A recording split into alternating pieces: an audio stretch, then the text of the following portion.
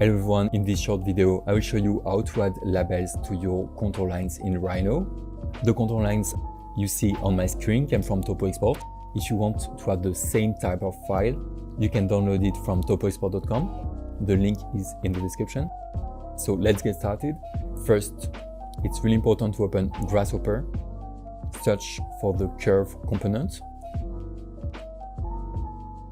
right click on it and choose Set Multiple Curves and select all the contour lines in Rhino. Next, add the middle point component and connect it to the curve component. Then search for the Deconstruct points component and connect the middle point output to it.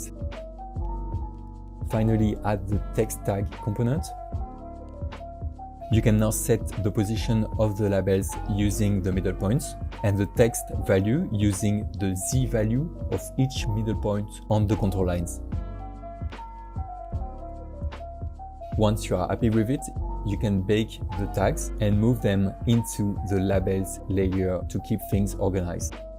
And that's it, the contour lines labels are now visible both in 3D and 2D in the plan view. Thanks for watching, don't forget to like and subscribe for more Rhino tutorials.